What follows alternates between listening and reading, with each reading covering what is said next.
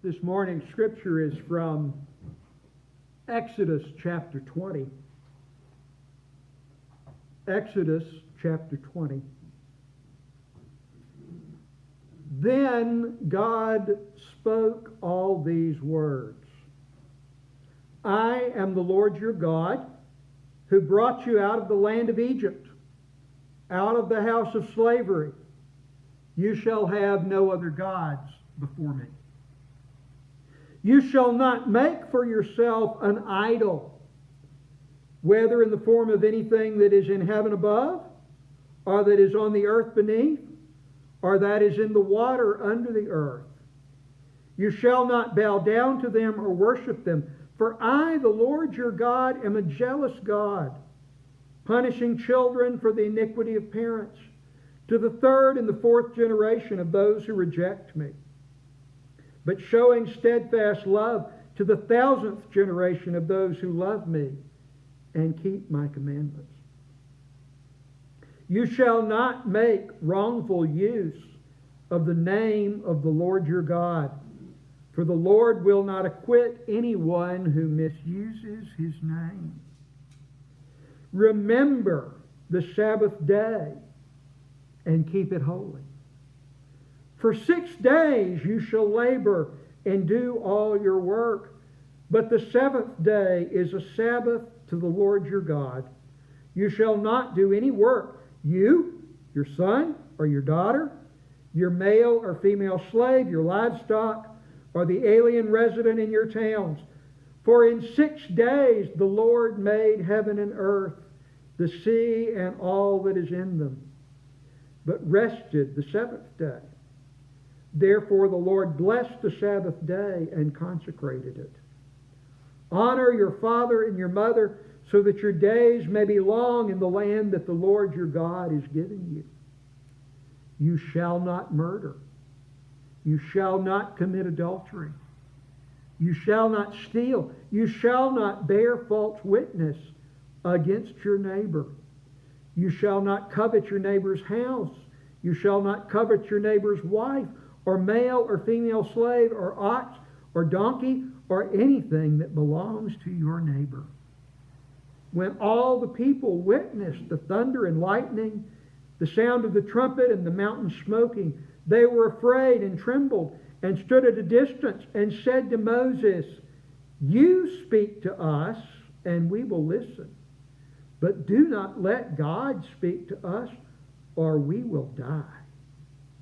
Moses said to the people, Do not be afraid, for God has come only to test you and to put the fear of him upon you, so that you do not sin.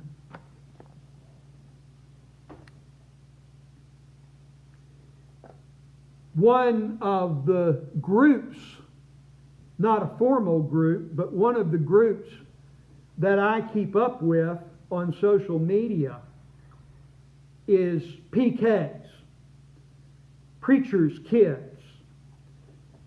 I'm attached in particular to 2 preachers' kids, but I am attached in some way to all the preachers' kids. And I've now reached an age where some of the younger preachers' kids are really young enough to be my grandchildren, and I keep up with them too. A few weeks ago, one of those younger preacher kids named Kara had begun kindergarten. And I guess they spend the first day at kindergarten talking about the rules. And she listened carefully and learned the rules. And then she told her mother she wanted other people to know about the rules. So she consented to let her mother record her telling the rules and putting her account of the rules on social media. They were good rules, I had to say. She had all the hand gestures down too.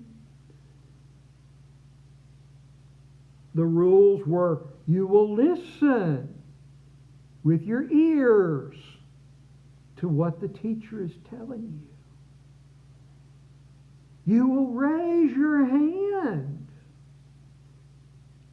if you want to speak and wait to be recognized.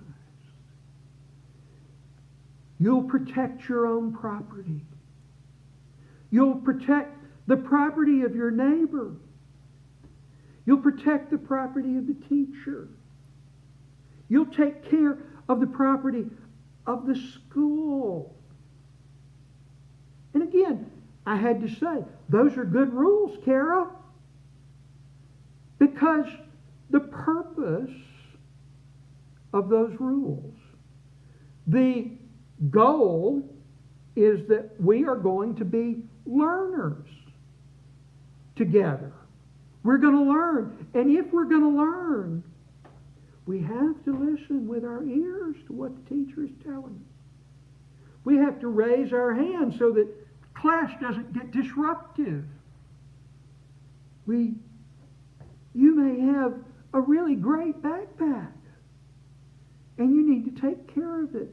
All your backpack and your school supplies, your parents worked and bought those. Even if your neighbor has a better backpack than you, you don't mess with it. You leave it alone.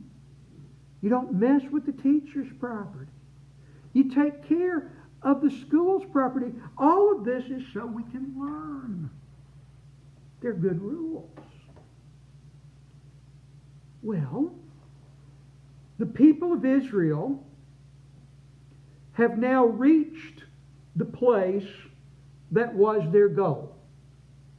Way back when God first called Moses, he said, "Go to the slaves in the brickyard in Egypt.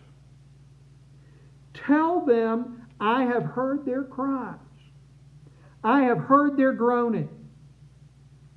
Tell them that you have been sent to bring them out of slavery and come here to this mountain to worship." That's been their goal all along. It's been 20 chapters. And we've finally gotten to the place of worship. And now the question is, what kind of worship? What are we know a little bit about worship. We have poured out thank offerings to the God of the Nile, because the floods of the Nile keep the land fertile, and the Nile is good for irrigation and drinking. We give thanks to the God of the sun, because we need the sun to make the crops grow and to keep us healthy. We know about that kind of worship. We've even sometimes worshipped the king of Egypt. Though he was our enslaver, he was the one whose power kept us from foreign invasion. We know a little bit about worship. Now we are here, and it's time to worship. But what is worship going to look like? And what's it about? And so the instruction begins.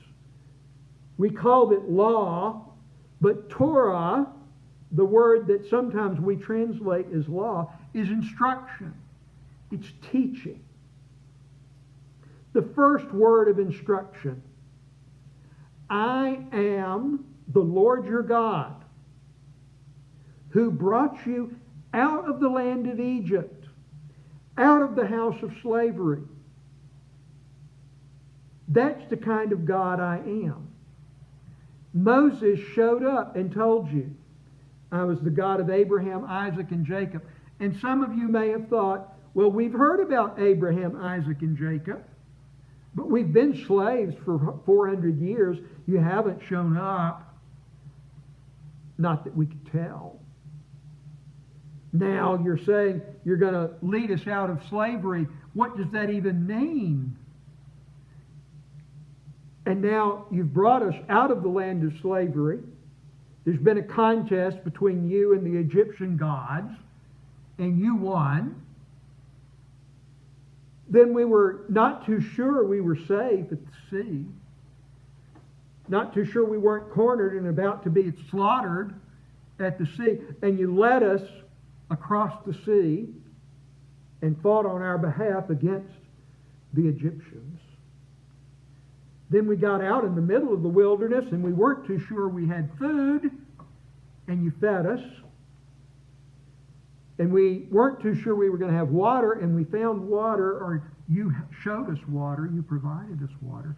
Now we're here, and you're saying, I am the Lord your God who led you out of the land of Egypt, out of the house of slavery. No other gods. There are other entities we might give our worship to, but for you, no other gods. The kind of God we're here to worship is the God who led us out of the house of slavery. No other gods. No idols. An idol isn't just something that you might form, a statue or something like that. An idol is anything that is not God that you treat as God. An ideology might be an idol. Even a doctrine might be an idol. The God we're worshiping is the God who led us out of Egypt, out of the house of slavery. We don't represent anything else. We don't put anything else in the place of that God or represent anything else. No idols. No misusing my name. And that's not just about not saying gosh darn it or whatever substitutes, whatever gosh darn it substitutes for. That means you do not claim on my behalf something that is inconsistent with the kind of God I am. I stand every week seeking to speak on behalf, or at least speak on behalf of God as I understand God. I am careful to be sure that what I say is consistent with this God, the God who freed the oppressed, who brought us out of slavery. To claim something else on behalf of God is to misuse God's name. Don't think it all depends on you. In our culture especially, I think, we think we've got to be available 24 hours a day, 7 days a week. We can't stop. We can't trust God to care for us, so we make sure to take care of ourselves. God has built rest, a break, into the order of creation. All work and no play makes Jack a dull boy. It may make Jack a dead boy. It doesn't all depend on us. We can rest in the presence of God. Take a break. Give things over to God. Let God care for creation. Make ourselves connected to creation by taking a break. Honor your father and mother. None of us are here by our own choice. We may be here by our own choice, but we are not in the world by our own choice.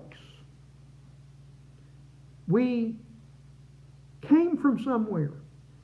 Someone else's choices brought us into this world. Those who work with neglected and abused children are often amazed that though from our perspective those parents may be kind of creepy and maybe not just inadequate but wholly inadequate, even so those children want a connection to their parents. They're their parents. And they care for them no matter what. I'm taken aback sometimes, especially in the midst of this virus, about how vigilant Sarah is about my health. I take precautions. I'm careful. But she's especially concerned. I think of myself as healthy, but she's concerned. She wants to be sure I'm okay. She doesn't want to lose another parent. She honors her father and her mother.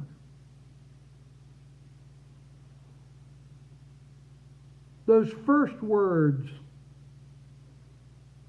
are summed up as love the Lord your God with all your heart, with all your mind, with all your strength. Then there are another set of words. Luke's kindergarten, which I guess was 21 years ago now, Luke's kindergarten had a rule. Don't hurt anyone on the outside or the inside. That's another way of saying, love your neighbor as yourself. No stealing. No killing. No interfering with your neighbor's marital relationship. No destroying another person's reputation. When you say don't bear false witness against your neighbor, that certainly means in a court setting, when you swear to tell the truth, you tell the truth. But there are other ways of bearing false witness against your neighbor. We have a whole economic sector of society built around collecting and disseminating gossip. You may have heard, my mother always said not to say anything about somebody unless it's good. And this is really good.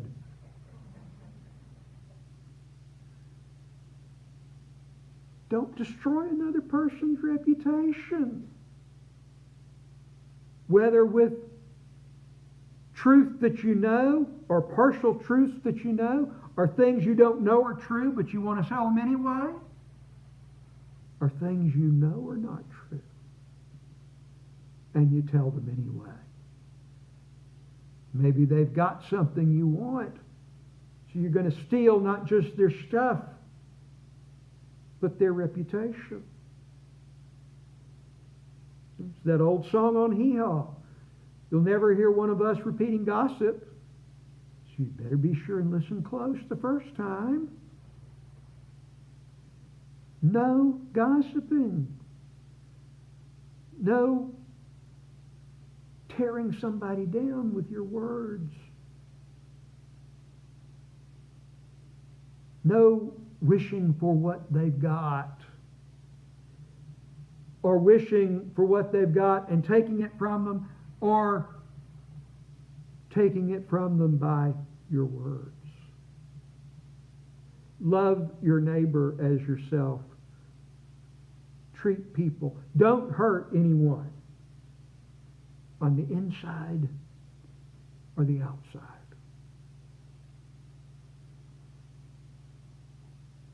And the people were afraid. Exodus says. Now, there was smoke, there was fire, there was noise, and that can be scary.